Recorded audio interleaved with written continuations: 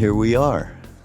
And, I'm always happy to hang with you, man. You just are so, the way in which you relate with your audience and social media and all of it, it is so, the level of consciousness that you display with people and the way it is so accessible, it is really prime for Mindrolling and everything that I've tried to do over these years in a similar way. Just make it all accessible.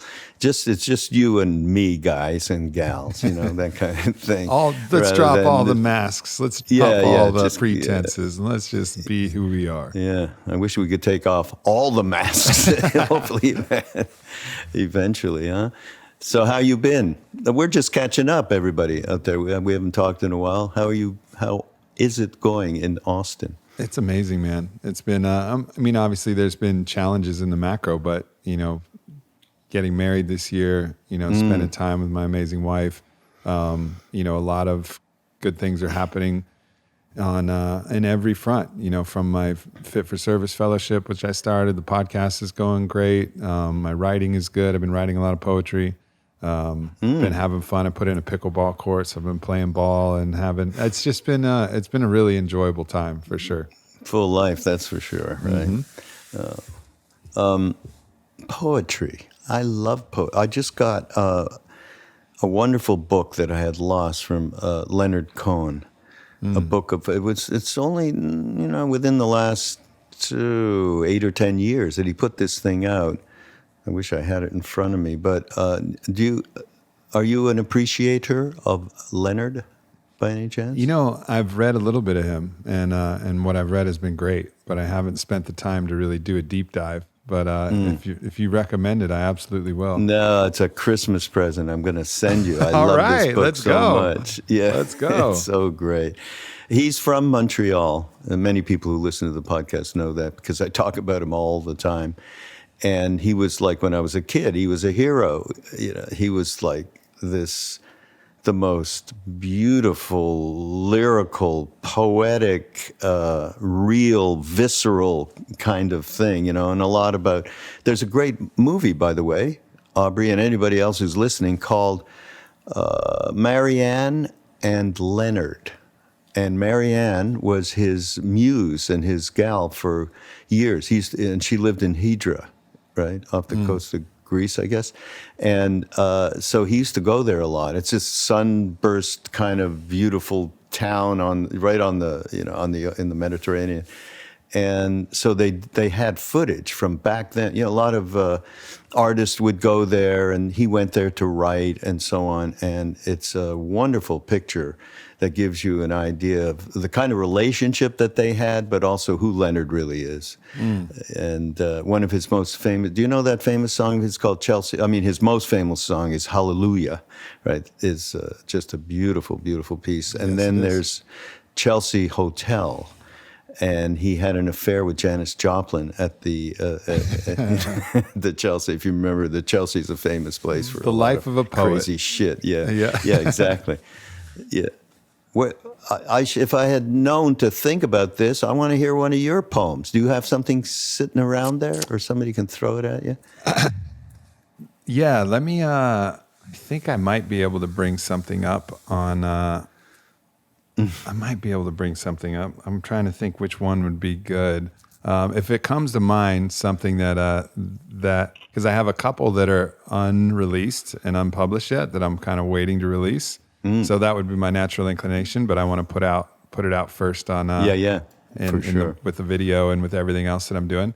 But let me think for a second, and there may be some that I could share. There's one that's about putting you on the spot. There's one. It's kind of an older poem. Let me see if I can bring it up. And I do some of these poems. Some are more like traditional poems, and some are more like spoken word. And yeah, because I never even. That's not something I knew about you. We've never talked about it. Because I have a love for poetry, and exemplified by Leonard Cohen. But yeah. I mean, I love all of the mystic poets from like Rumi and and Hafiz and all that. And, Hafiz is such a character. I love God. reading him. You know, he's just Anybody out there, if you love poetry, if you love poetry that centers around consciousness, spirituality, just the Sufis, they got this rabid love for God kind of a thing. I mean, it's quite amazing. I mean, it's such a deep, passionate love that you would expect that Rumi was talking about a lover when he's speaking of his great beloved. And I know he had his muse, but nonetheless, when he's talking about the divine, he's talking about it in such a rich way that it's like he's speaking about it as if he's tasting it, you know, like really, really feeling it. Yeah. And again, visceral. Visceral. Completely. Exactly. Yeah. All right, this piece is called Why. A kid asked me why. He didn't need to say more because in his eyes was alcohol, Adderall, thoughts of suicide. I looked at him and he was me, playing a different life. So I answered him, life is the best video game that we'll ever make. I mean, look around. You gotta admit the graphics are insane. There are no controllers except for your brain. When your character gets hurt, you actually feel the pain. Not a single level is ever the same. And not only that, you get to have sex in this game. You don't ever have to play alone. We've got 8 billion people in a massive multiplayer, online, offline, inline at the grocery store, and that's just the people.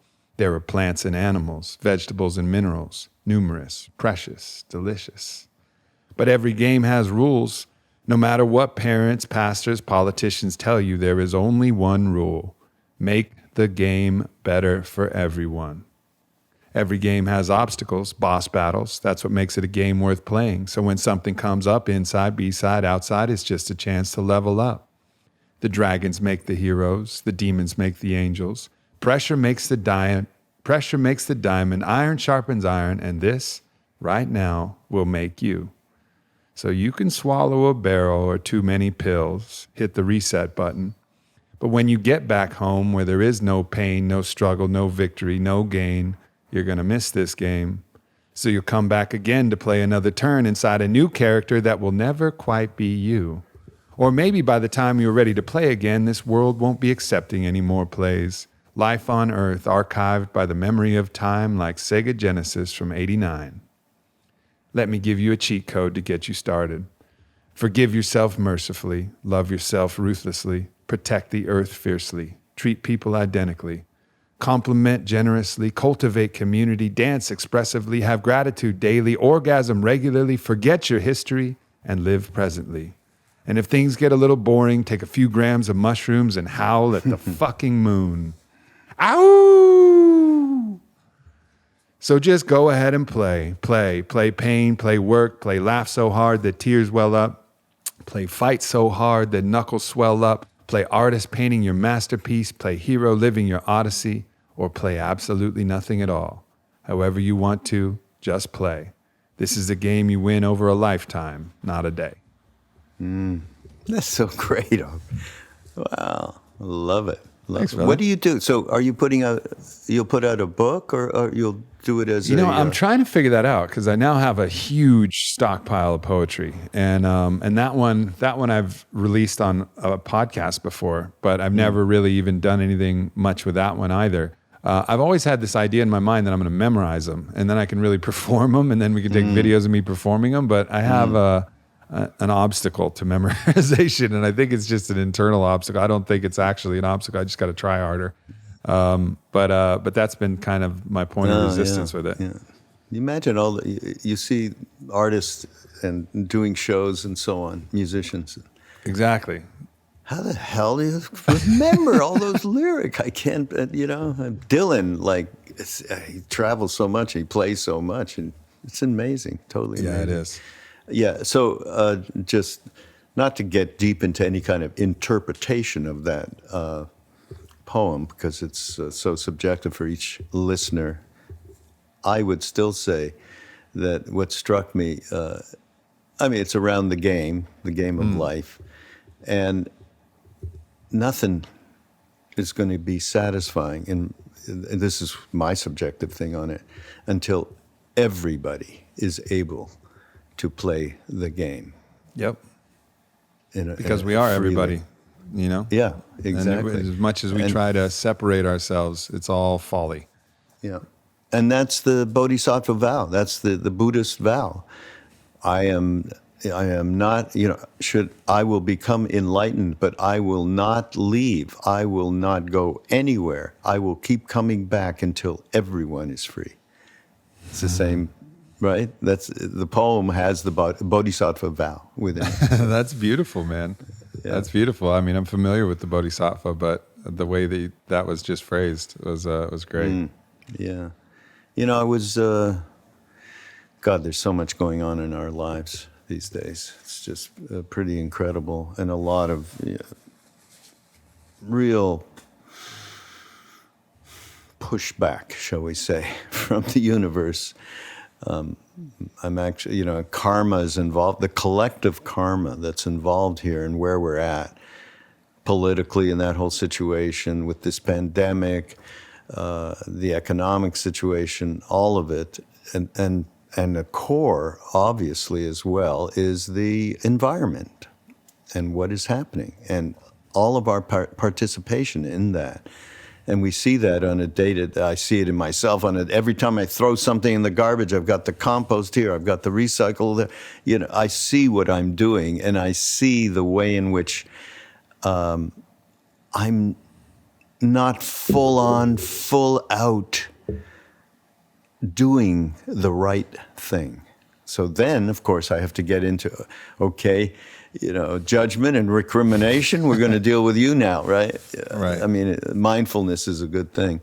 But the collective karma that has created where we are right now. How about racial justice? All this stuff that we are so much more aware of because of George Floyd and all of the other murders.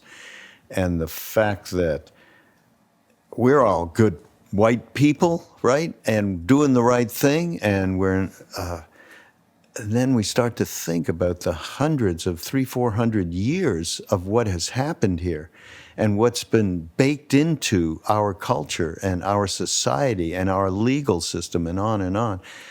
And you start to go, okay, more of that collective karma that we have created, this which we are in now. And I'm actually, there's a wonderful guy, a teacher. He's a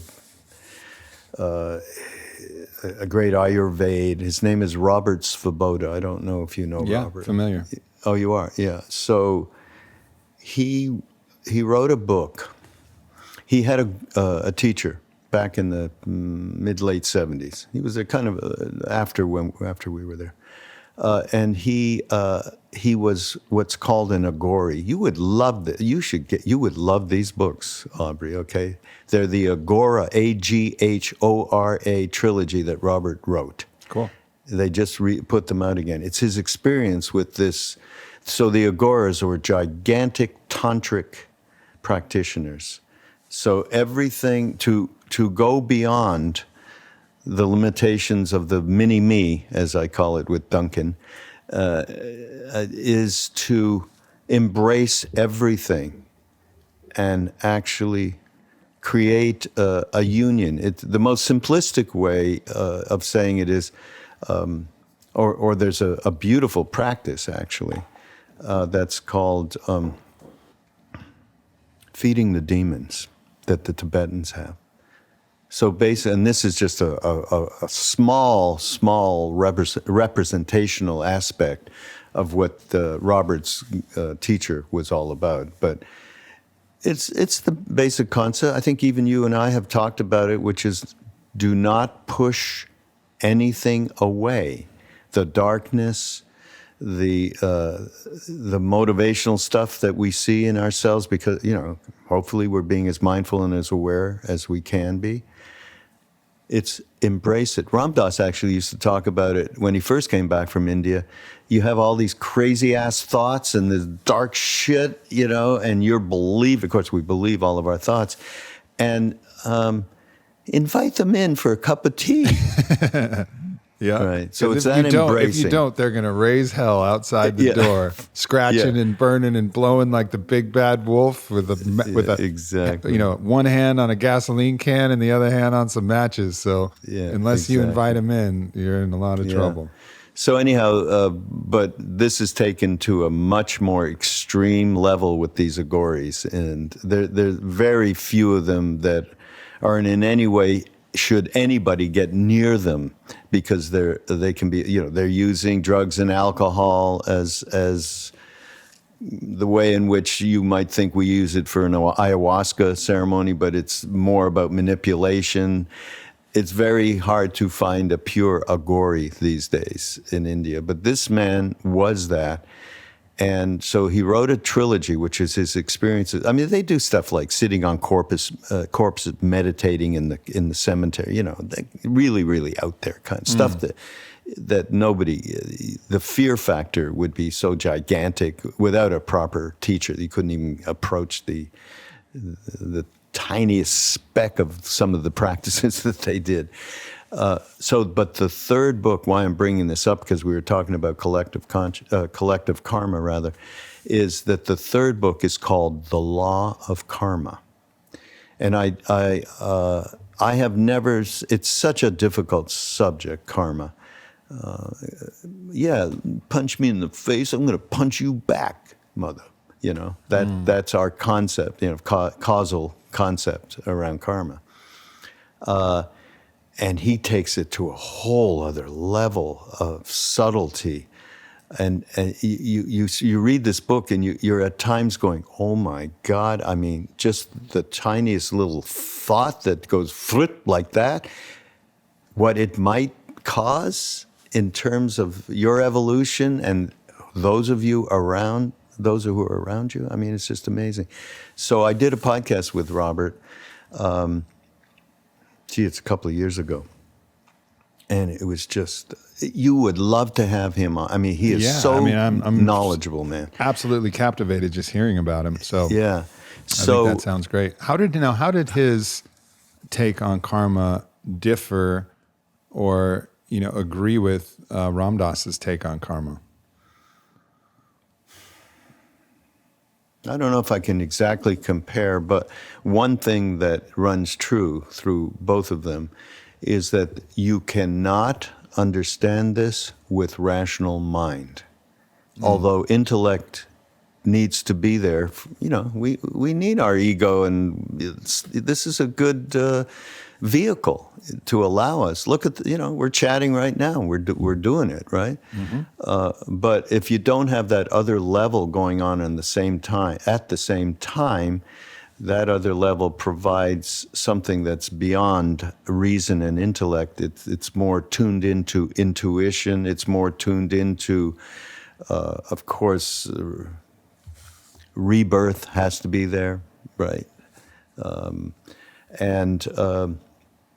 So that we're not talking about one solidified life that we experience, birth to death, and that's it. Or even if reincarnation is something that, at least intellectually, we can say, well, that makes sense. Jimi Hendrix, I don't know why I'm thinking of this quote. I mean, he said at one time, of course it has to be reincarnation. Can you imagine what all these people are going to get stopped up in some heaven world? That's it, Yeah. So that's certainly part of it. So the span, and that's why it takes it out of rationality, is so great, so immense. The span of what happens with whatever you want to call this thing, a soul, a Buddha mind, or whatever it may be. It's a very big span. So then when you start to work the concept of karma into that kind of a span, then we're talking about inclusive many different levels that we're really not aware of much of the time. That is part of what makes this such an important teaching for everybody. And I couldn't get around to speak to it in the way that I'd love to right now. If we had Robert, that's what we should have done. We should have, hey, Robert, come on over. Phone we him should in. do some of that. Yeah. Phone a friend. But I am gonna talk to him in a couple of weeks, actually, because and that's how we just started talking about collective karma, right? And that's what I want to focus on. How in the world does that work related to the fact that we are all taking these actions? We have taken, actions have been taken, like in terms of what's gone on with African Americans for hundreds of years. We're part of that. How are we part of that? How does that kind of, so I'm going to get into him with that. We'll see what happens. Yeah, it gets, and again, applying the intellect, it gets very squirrely. And it gets very kind of slippery. And there's some things that are patently obvious and some things that are obfuscated to our view and our own awareness. And we think that we may be doing the right thing, but we're then realizing that, oh no, we had the wrong awareness, and it can become very complicated. But I think, as you're saying, a deep message there is that probably the greatest guide star is our inner compass, that sense of knowing, that feeling where your heart unlocks and releases when you're in that, separate from the mind, which might tell you, oh, this is what a good person does. Maybe, maybe. But if your heart feels it and your heart opens and you feel that presence of the, divine oneness as you're doing it, well, then that's a pretty damn good indicator. Yeah. Yeah. But back to the poem, which states that nothing, basically, you're saying it can't be a win-all for you. Right. It's got to be a win-all for us. It's the only rule of the game. If you just have that in mind, if we all could carry through on a day-to-day basis that, there's a great part in I don't know how many times I've quoted this, in the Ram Dass movie that we put out last year, Becoming Nobody, where at some point he goes, when is it enough what I want? When is it enough what I need? It's much more interesting to be of service. He didn't quite say it like that, but it's much more interesting to do something for somebody else. And we get so easily seduced and locked in this idea that more will bring my salvation, because what I have now, it may be a lot, but more will definitely be the thing that will carry that sense of happiness and peace and equanimity and satisfaction with life. It's never fucking more. It's never more. Getting that new car, getting the new thing, it's never fucking more. It's not going to do it. That extra zero in your bank account, sorry, not going to do it. Yeah. Well, okay. Let's use you as a real life example, because here I am. Let's go. You have had a gifted life. You are in a gifted life. I mean, there's no doubt about it. And talk about karma. I mean, this doesn't happen. This happens because people, they do the right thing as they go along from incarnation to incarnation. They are obviously getting a message in their ear and in their middle of their chest. Okay, this isn't about you just gratifying yourself and going along. This is about we. That's has to happen in order for people to be in the position, for instance, that you're in with this wonderful company Onnit. This wonderful podcast that is reaching so many people, and the kind of sharing that you do, and all of the other activities that are burgeoning through at the same time, and this beautiful marriage that just happened, we have to talk about that. At the same time, your ego is being pounded in a good way, inflated. Look at you. I called you because, Jesus, that coffee. I love that coffee, Aubrey. Where'd you come up with that coffee? I mean, I'm not a big coffee drinker, but somehow that thing had such beautiful, nutty flavor. It was fantastic. Thank you. So what do you do with all of the stuff that comes at you that appears to be lovely, but actually can really go a long way to inflating some sense of separation by virtue of it's me. I'm doing this shit, right? Yeah, I mean, it certainly can get slippery. I think for me though, I never really take it in, honestly, because I don't necessarily feel like it's a couple things. And some are really healthy adaptations, and some are adaptations that I think are like a stopgap, kind of like a temporary circumventing of the potential challenge that could be there. For one, I don't necessarily give myself a lot of credit because I have a deep belief in how much potential I have. So at my very best, I kind of go, all right, that was a good day. About time you actually did what you're capable of. Like, good job. That's what you're supposed to be doing all the time. And that's this kind of refrain that I have, which can be really toxic as well, because anytime I'm not living up to that, I'm being really hard on myself. So that's one way that I keep my ego from being inflated, because I have this just deep understanding, and I always have. I've had from when I was a kid. I've known how blessed my life was, how my four, parents of different, my dad and mom split when I was 2.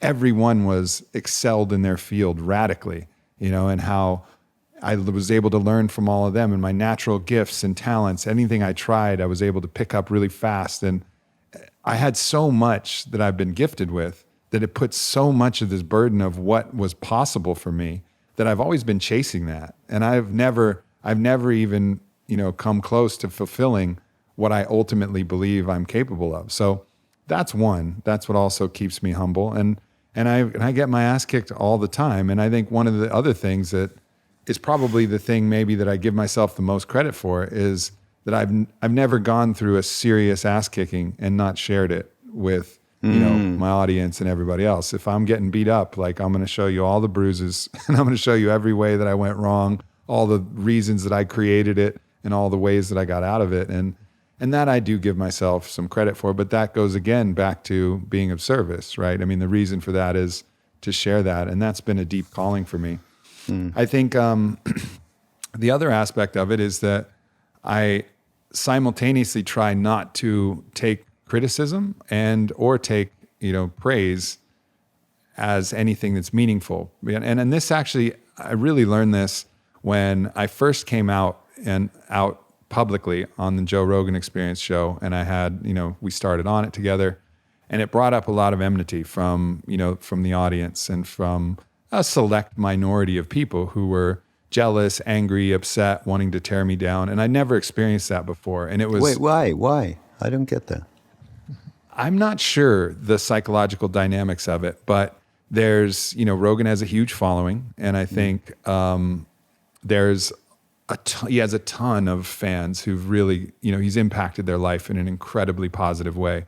And then there's some who have it triggers some kind of anger or jealousy and for me, I think because Rogan and I were friends, it particularly triggered that jealousy or triggered that anger. Why does Aubrey get to be friends with Joe when I'm not? I'm just supposing that's the impetus for it. I'm not really sure, but it extends not just to me. It wasn't that, I was the only one that had this experience. It happens to a lot of the guests on Joe's show. But anyway, so that happened, and people were aggressive. They aggressively kind of came out and started, trying to tear me down, digging up things, making up lies, and talking about my family and all kinds of crazy stuff that wasn't even true. And I was really good friends at that point and it deeply affected me, and having it deeply affect me showed how subject I was to the validation from the public. I was still very much feeding off of that in an incredibly significant way, because it devastated me. I mean, it was crushing. So I talked to my friend Bodie Miller, who was an Olympic skier, world champion skier, we know. Gold medal. But he was always someone who lived his own way. He was a renegade. He was a maverick. And he would, if he wanted to go out to the bars the night before a race, he absolutely would. He did that in the Torino Olympics, and he got, paparazzi was out there filming him, and eventually he got sick of them and he flipped them off, and then, went home and then crashed in the next race, which is not unusual for Bodie. Bodie either wins or crashes pretty much every race he races. He just races on that edge, and that's how he likes to race. But nonetheless, everybody, the whole news media, painted the story that he didn't care about winning. He didn't care about America. He was unpatriotic. He ruined, all of this whole story. And he actually, so one of the things that the sports agencies do is they measure the kind of negative sentiment for players or athletes. And there's an index that they create based on the amount. Somehow they scan the press and they look at everything. They create an index for how low you've gotten on a PR level. And he was actually below O.J. Simpson when O.J. Simpson was rolling around in his Bronco. So that's how bad it got for him. So anyways, I go to Bodie and I'm like, hey man, I'm devastated here, man. I mean, people are just making stuff up. They're coming out of the woodwork. And, Bodie got just, trash bags full of death threats. And it was, he really went through it. He's like, look, man, the only person who knows whether you did something good or whether you did something that wasn't good or not up to your potential is you. Nobody else has that purview. Nobody has any understanding. So you cannot either listen to the detractors or listen to the people who are trying to pump your tires, because neither one of them knows anything. Only you do. And that was really significant advice for me. And so really, while certainly the praise is overwhelming as compared to the, detractors that are out there now, I always keep that in mind. And, and so I don't really let in any of the praise or the positivity. And my wife kind of gets on me sometimes. She's like, can't you see what you've done for them and how you've impacted their life? I'm like, yeah, and it's lovely. But I won't take it in. And it's like this block. And I think I created that block from that negative, that negative feedback. Cause I don't think you can be selective. I don't think you can really take in praise that may be unwarranted and not take in criticism that may be unwarranted. You have to understand that neither one of those different people fully understand what you're capable of, what you did, what your motivation was, not only what you did, but how you did it, why you did it, all of the things there. Nobody really gets that. So for me, I just kind of, observe and like lovingly receive whatever comes out there, but I don't let it fully land. And that's I guess great. That's how I've navigated this without it totally inflating my ego. Yeah, no, I hear you. For me, it's very, very similar. I would put it more like I don't take it seriously either way. Although, to be honest, the negative, I will take more seriously because the old mini-me inside here is going, yeah, you stupid piece of shit. I hear you, man. I hear you. It's definitely more of a practice when the negative starts coming in. Yeah, no, for sure. Oh, boy. So when Aubrey and I did a podcast on Aubrey's show earlier this year, was it? Yeah, which it was last year, but I highly recommend it. It was 2019. But it was just after Ram Dass left. It had to be earlier this year. No, it was. We talked about Ram Dass was definitely had gone, and that's December 22nd, 2019. So it was. Yeah, so it was like that. Wow. And it was before COVID, and you were in LA, and we got together. Yeah, that's it. Yeah. So. But one of the things we talked about, what were we talking about? We were talking about. It was a great show, by the way, everybody. If you want to drop in Aubrey Marcus Podcast, it was one of my favorite shows of that time period. Yeah, for sure. It was great. We had a great time. But we were talking about guru, I think, a little bit, and about what that is and how to relate with that. It's not a concept in the West that makes any real sense, because there's so many the intellectual ideas around surrender and stuff like that around the guru, are just mind-blowing. That's why Ram Dass, when he came back from India the first time he sat down and he did these talks, he said, well, there's a few things here that I can't really talk about. Surrender, not good, can't talk about that. Gurus, woo, give all your money up and go to a guru. We have had some very crazy people. Anyhow, we're having this conversation. And you said at one point, well, I do have someone like that in my life. As that has been an inner guide, has been unconditional love, the things that represent the true guru. I said, really? I'm expecting to hear like, okay, he's got an Indian teacher somewhere, a Buddhist Lama, something. I said, well, who? He goes, my mom. Remember? Yep. Absolutely true. And that just absolutely perked my ears, because I have been hearing from His Holiness, and I told you this when we talked, His Holiness the Dalai Lama. It pretty much says, look, what our world to change, what is predicates that, it's all about mother.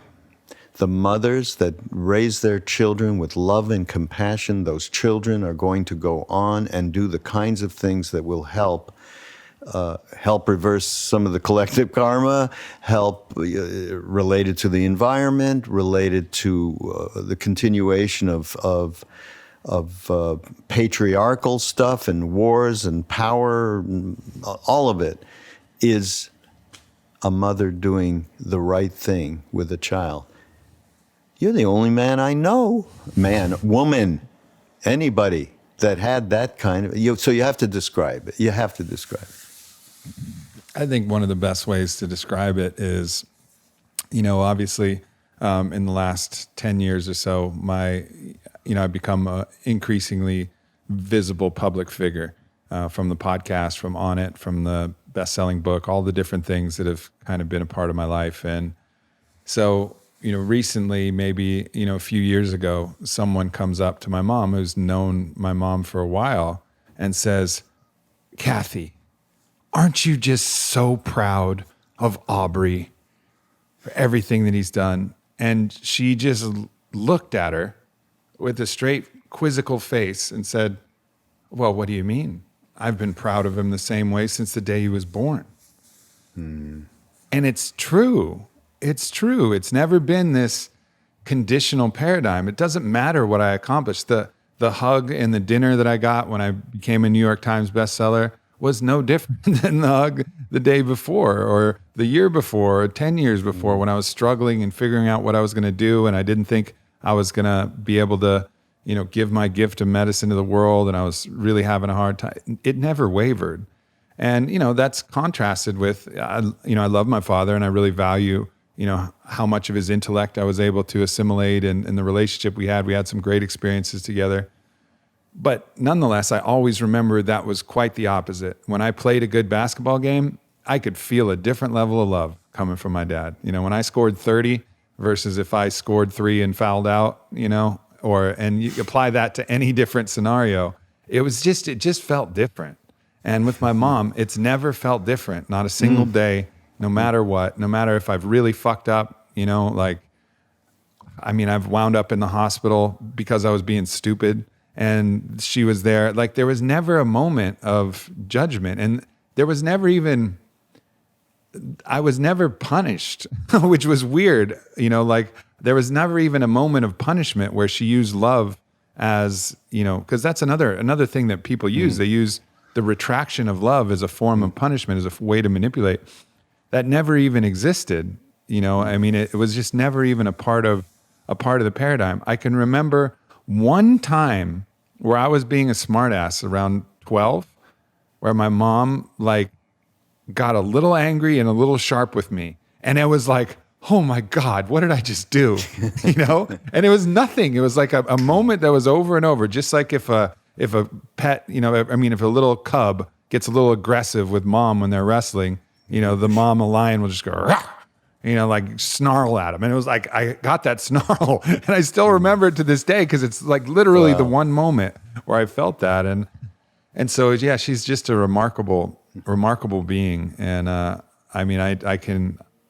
can probably not overstate or overestimate the importance of having that in my life from the feminine, and I think it's contributed to a lot of beautiful relationships, romantic relationships I've had. Also my relationship with the earth herself, all of these things on the feminine have been really easy and in alignment for me.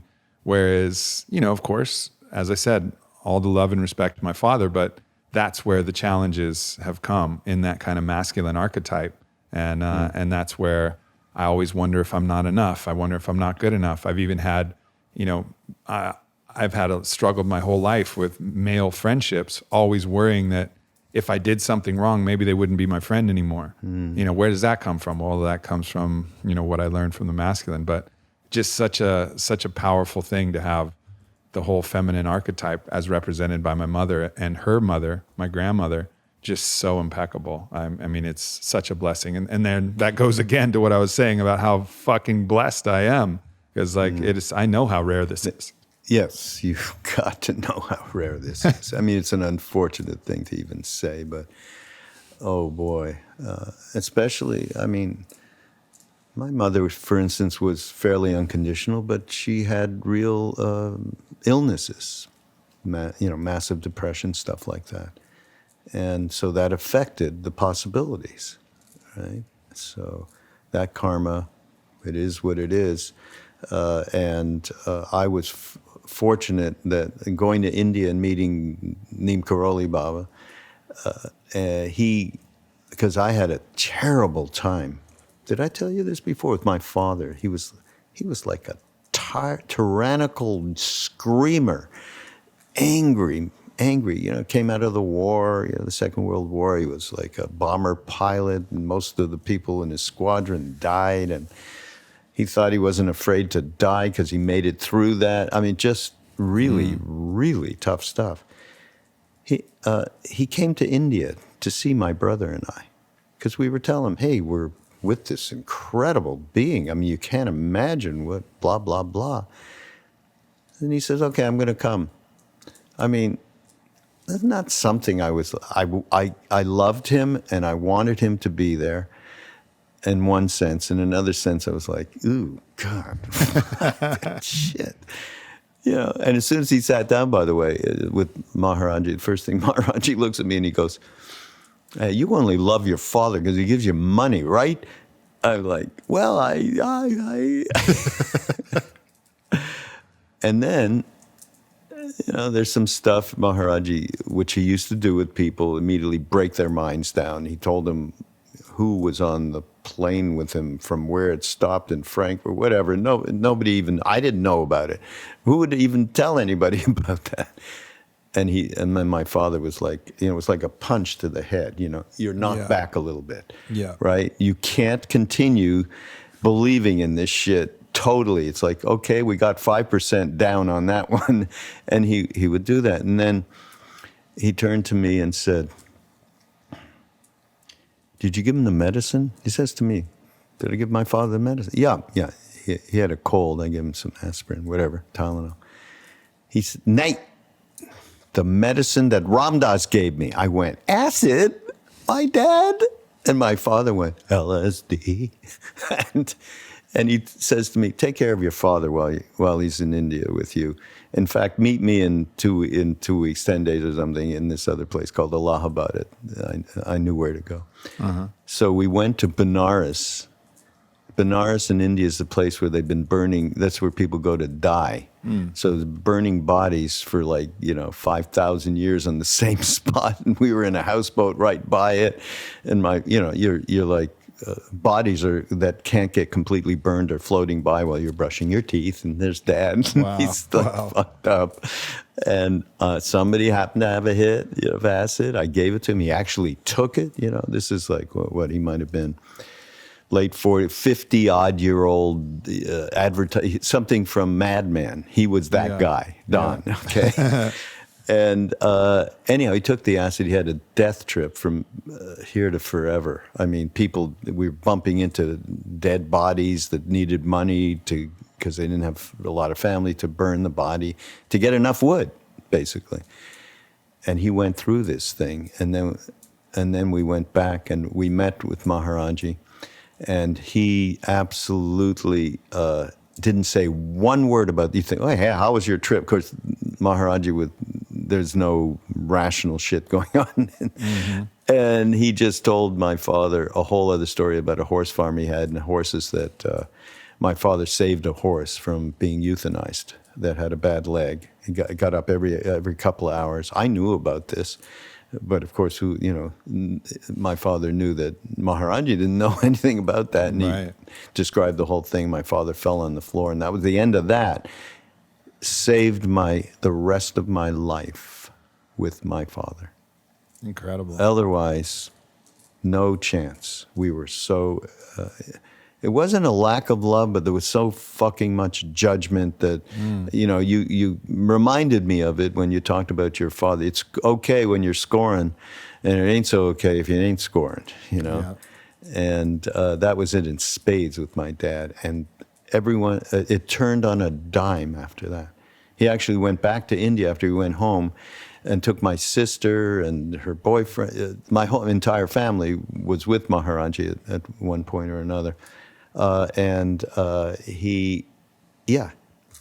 He was made anew. It was like a biblical thing, man. It was unbelievable. So what do you think when you look out at the world now? And I know that, Ram Dass, I believe he said, and I don't know if I interpret this correctly, but he says the age of the guru has passed. We are past the age of the guru. So, and it seems when you look out into the world, you don't see these beings like Maharaji, like Neem Karoli Baba. You don't see that they're actualized at this level. And was that something that you see, or is that a perception that's limited in my vantage point, or what do you feel about whether the times that we're in, whether we're going to see a new emergence of this, or whether the call and the ask is for all of us to step into our own potential, our own spiritual potential, and it's not supposed to be led by anybody specifically to be that doorway again? What do you think? Well, that what you're referring to, actually, I think it comes from Thich Nhat Hanh, the Vietnamese Zen master, and the new Buddha, Amitabh, I think, the new Buddha is supposed to come, is the Sangha, is us, practitioners who are moving to make the bodhisattva thing happen, just like from the poem. We're back to the poem, so we all can play. And I think that that's absolutely true in our times and so on, but it's not a one-dimensional truism. In other words, okay, there's no more gurus. We're that's as Ram Dass used to say, there's more than one plane operate. We can operate on more than one plane at the same time. And we always do. And we always do, although we miss some of the more subtle planes. And in this case, we can miss it with this kind of a statement that is perfectly true. And at the same time, and Ram Dass would have said this to people, it's something I personally experience, is that everyone has that thing deep inside that is a guide. You can call it a guru, I mean, it's such a terrible word these days, the Pepsi guru is coming around, and I mean, whatever. But there is, and how that manifests can be very subtle. It can be as subtle as just deepening your intuitive process, that you're not dependent on this, wonderful mind and believing every thought. It can be that, all the way to and this isn't about my guru is better than your guru or anything. This is just my experience with people, because I get so much mail as the director of Love Serve Remember Foundation. I just talked to a young woman, 20 years old, and the door opened up. And what I'm trying to say is these beings like this, and he's, I've met others, not a lot, like this, which were living certainly in a body without duality. That's very impossible, okay? There's no objective shit going on at all. There's just the right thing for everybody, just service. There's nothing going on but that. So Neem Karoli Baba, that's my experience. And he has, I could tell you stories that, you've cut your hair short, but it would still raise it up a little bit. It's just, okay, you want to hear one? Yeah, let's go. I'll tell you one, okay? And again, this isn't about this man in the blanket that we knew back then. This is about the divine does manifest what we need in any moment and is capable with a body or without a body, and that's what I mean by guru. A good someone I was with back in the day who met Maharaji and all of that, lovely woman, close friend, had a terrible car accident last year, broke her neck, right? And there was a GoFundMe thing to try and raise money to help with rehab and all of that, and it just never got fixed. She can't drive because she can't turn her, it's really terrible, terrible thing. So she went to another doctor, and a doctor said, look, there's this new apparatus that if you use it, I think it will really help you, some sort of brace. But it's $4,000. She said, well, I don't have $4,000 right now. And I've been spending all the money. I can't work. It's not a great story. She calls her best friend, happens to be my mother of my children, my first wife, and says, no, I'm sorry, I got it a little backwards. Okay, before she makes the call telling my ex, Parvati is her name, who wrote this wonderful book, by the way, love everyone, all of our stories of us that I'm telling, that I've told a couple, going to India, and I'll go get that book. You'll love it. So Parvati was the admin person for GoFundMe. And a young Indian man, got in touch with her before she heard from her friend, Radha, who had this terrible accident. And it was a young Indian man in the tech industry, like early 30s or something. And he said, okay, I've really tried to get in touch with like Krishnadas and other people. Nobody seems to respond to me, but I really have to talk to somebody because I'm having visitations from Neem Karoli Baba. Dreams, sometimes just hearing him talk to me. And I'm not into this shit. What's going on? Okay.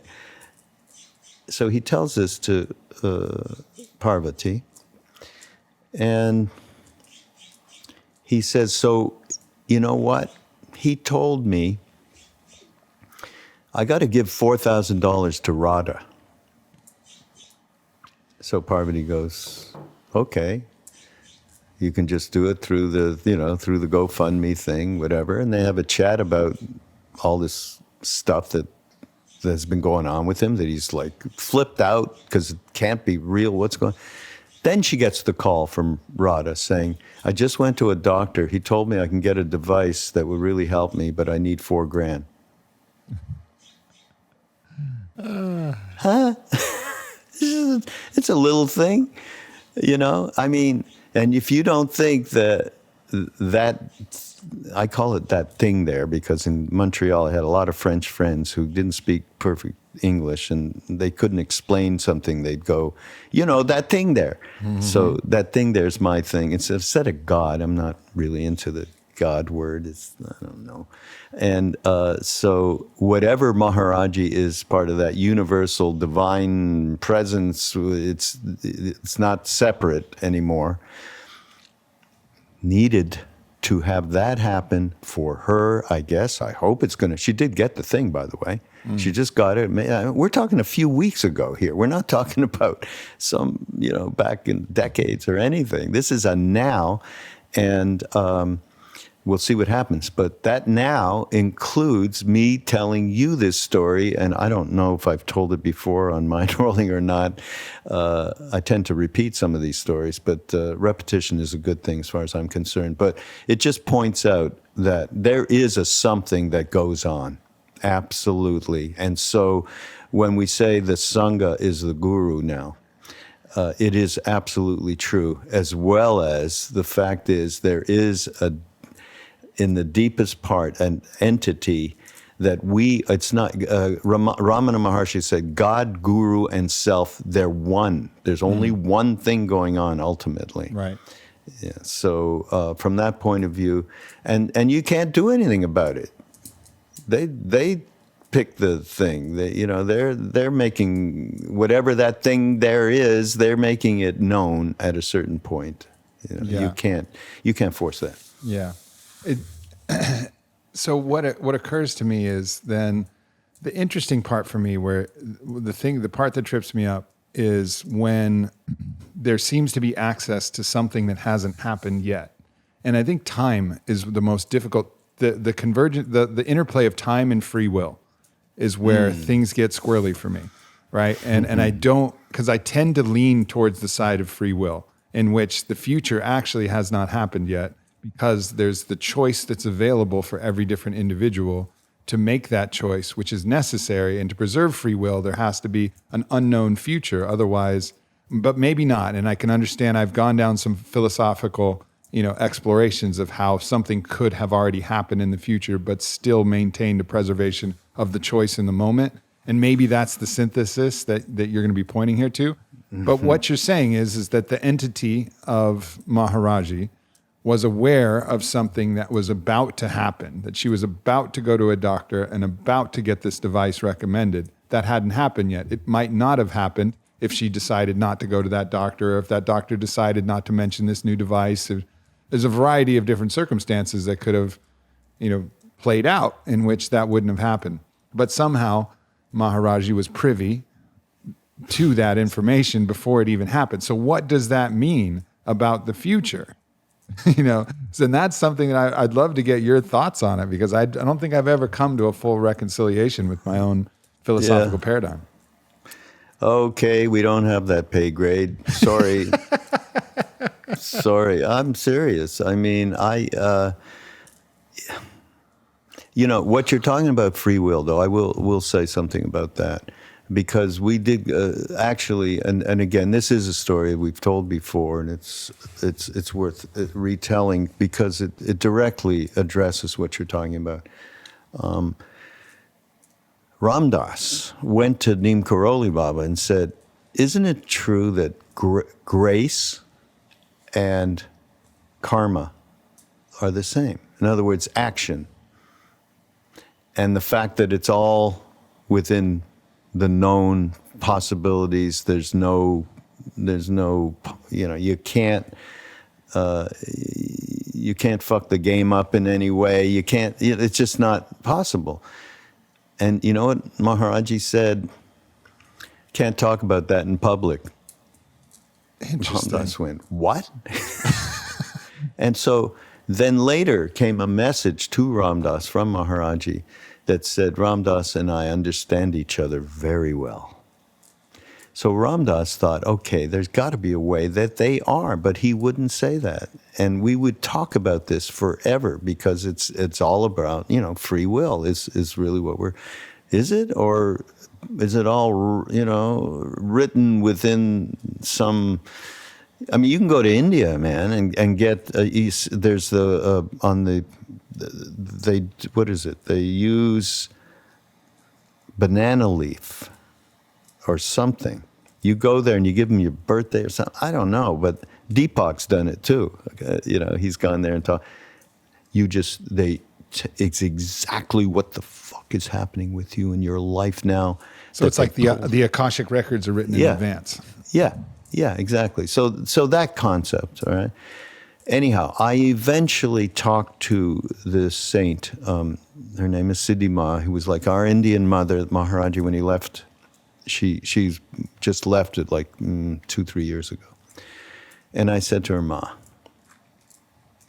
what's the deal here with karma and grace, with taking action, yet it's all completely within the law? And she said, it is true that they are the same. There's only one. But you cannot walk around. You cannot know anything at this level. And you walk around as if they are not the same, because there's no way that you can understand that unless you are completely free. She didn't quite go into that detail. Right. But just said, you got to take action. You absolutely got to take action.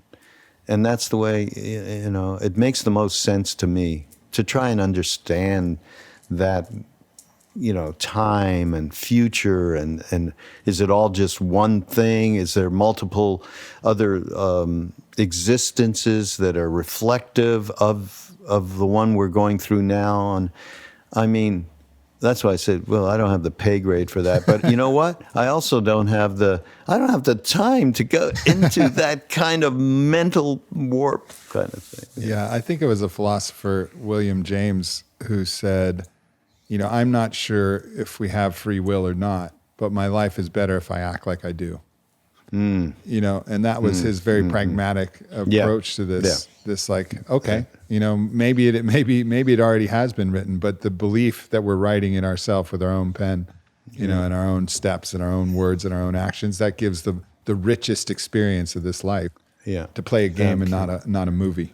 Yeah, and absolutely, and just having the ideal that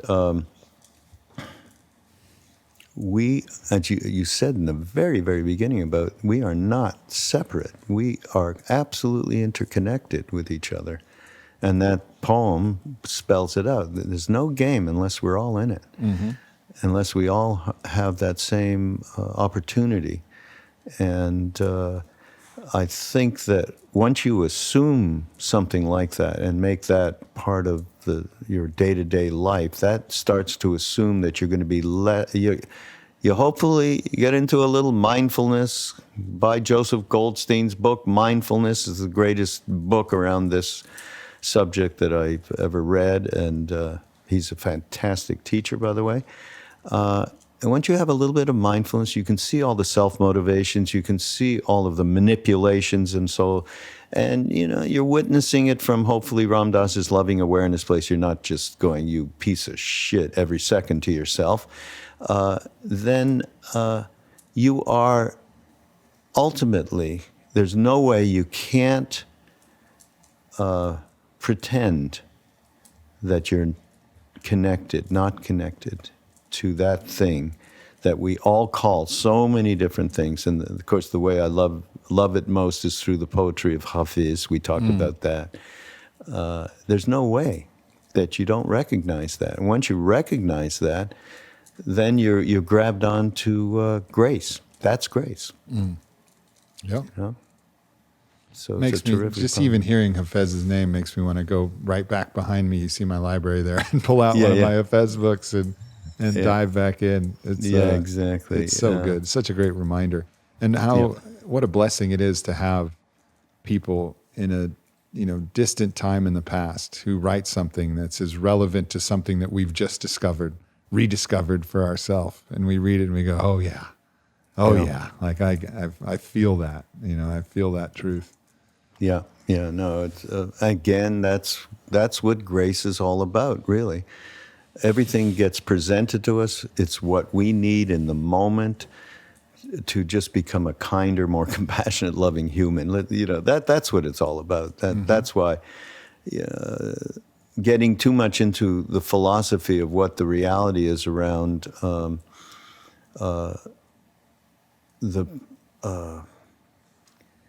extraordinary qualities of time and how that affects us. And that's why the whole be here now thing is it's like a simplistic statement, yet it's everything, because we spend so much time looking into the future or the past, and it's a waste of time, shall we say. By the way, we have the Ram Dass's memoirs coming out next month in January 2021. Incredible.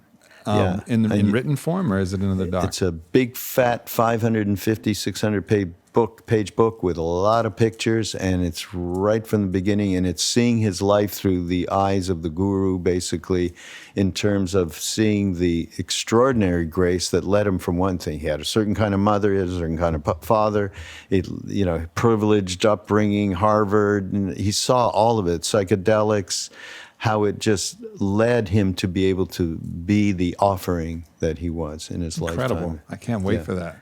Yeah, you're going to get it. I'm going to get it to you. All right. I'm waiting for copies right now. Yeah. Amazing. Well, maybe we'll schedule our show after I get that book and it launches, and then and we'll have another chat, and we can talk about all those stories, because you were certainly privy to be able to add some color to there's stories that I never heard in this book. That's why it blew my mind. You know, it's just except also next year is the 50th anniversary of Be Here Now. Yeah, 1971 it came out, so 2021, and we're going to have a whole bunch of stuff going on. Thank God there is some potential for immunization, inoculation, and that we'll be able to get together. So we're going to have something, I think, to celebrate. Not think, we're planning it. We'll just see what the gods have to say about it to celebrate the 50th anniversary of Be Here Now. Amazing. So we'll have to get you out for that, to get you back to L.A. at some point from the beautiful city of Austin. Yeah, no doubt. Hey, I have a question for you that, and I don't know if we've discussed this before. I don't think we have, but one thing that sticks out, and that was from listening to the podcast you do, where you have a speech from Ram Dass, and then you run the intro. About to do another one right now. Oh, beautiful. After beautiful. this. I love that show. So in one of the talks he was giving, he talks about a practice that he did with a select group of friends. And that practice was that you each play a game where you're trying to say something that's going to hook the other person, that's going to get them, kind of off kilter, and maybe cause an emotional reaction, or cause some way in which shows that they're not really free, and it seems like this way of, like, almost as two, friends on the same team would spar with each other to become a better combatant in the ring. This is a way to, like, spiritually spar with a friend that you have, to see if there's a way that you can challenge each other in a productive way, with the goal being your mutual growth together. But the way he described it, and obviously even thinking about it, it's an intense game, because you just speak out of the top of your mind, not trying to play tricks, but just everything that, possibly comes to mind, knowing that there may be some things that challenge, the person that you're speaking in this stream of consciousness with. Have you ever tried that? Because I haven't yet, but I'm highly curious to try and do it, to try and get myself in such a centered place that we could just go back and forth and see if we can kind of throw each other off balance, kind of like sumo wrestling for the psyche. I've never heard of this. Yeah, I'll have to find. Here's that. What I think you're referring to. Okay, and it wasn't a challenge thing. It was with Ram Dass, but it was this. It was, okay, we would go sit one-on-one with him, just a couple of feet away, and doing complete eye contact, right? Not diverting, not doing anything, but just right here, right now. And he would say, whatever it is that you're afraid to say, tell me now. Yeah. That's what it was. and so you could go back and forth with that, yeah. People would go, the funny thing is that we were in an ashram, and he was doing this up in the Himalayas, the high Himalayas. There was about, 20, 25 of us. And we all, these rooms that we had, you could hear everything. It's India. There's no insulation. There's no nothing. So people would go in his room, and everyone on either side, up, down, heard what that person, with the worst, terrible garbage that would come out of their mouths, of the fear of telling anybody the deepest, dark secrets, right? And so we all knew what was going on with each other. Can I tell you what the number one deep, dark horror was in every person? Please. Fear? Huh? Please. Around what subject? Sex. You win. Exactly that. Is that, and that's, that's funny. I mean, not to divert from what you're talking about, but in the West, fear of sex is one of the most gigantic things that maybe it's not just in the West. I don't know, but I know we've got it. Probably particularly in the West. I mean, with all the repression that we have. I think it was Bertrand Russell who said that if all of a sudden we could all read each other's thoughts, for the first 2 weeks, everybody would hide in their house in horror and terror. And then after 2 weeks of it, we'd all realize, oh, okay, we're all thinking the same shit anyways. Yeah, You know, right. just a different. Well, that's what happened with us. So we were all privy to each other's bullshit, and we had a lot less judgmental stuff about our own thing. Once you do that, so it is a great exercise. Not quite what I thought you were thinking in the beginning in terms of provoking and then having a back and forth. That might be a nice new idea. Yeah, to do. I may have got it twisted and may have kind of extrapolated something else, because what you're saying is familiar. If I remember that story specifically being told, I maybe confused it with his intention of why he moved to New York. It was because New York would hook him. Yeah. And I thought this was a practice that he would also do with people, like where he'd be like, all right, let's try to hook each other. Just like New York has the opportunity to hook me. But I still think it's an interesting idea, even if that wasn't a practice that he had or anything to come up with. We should. But it's definitely like, it's intense. You got to take some deep breaths. You got to take some deep breaths and really be honest. Be honest when someone touches a spot, and non-reactive. Someone touches a spot. Especially in the times we're in, where everybody is so reactive. It seems like a practice. Maybe that's why it's on my mind, is everybody's so sensitive right now. And if you trained yourself to be a little less sensitive in a loving container, but got me. And then you're just really honest, like, I'm feeling this. And this is what came up when you started talking about it. I think it's a great idea. You know what? Let's do a podcast with Duncan and do this. Yes, for sure. Duncan Trussell. That would be amazing. Oh, my God. I'll have to talk to him about it. Oh, well, this has been wonderful hanging with you. It always is, man. Aubrey. It always is. It always is, yeah. Thank God for Zoom, huh? Yeah, no doubt. we can do this. But we want to meet in person. So next year we're looking for, by the summer, something good happening on that score.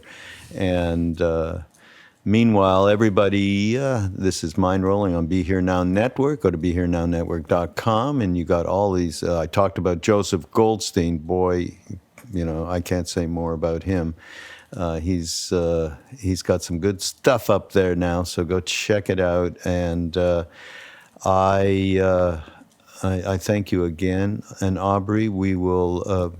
I don't know if you can get somebody to get me some linkage going here with some of the poetry and the way that you put it out, okay? Absolutely, brother. Particularly this poem that you read early in the podcast. Absolutely. I want to share that. And the book, all of it, because we want to share with everybody. Amazing. You do such great work. Thank you. So thank you. And we shall see everybody next time on Be Here Now Network on Mindrolling.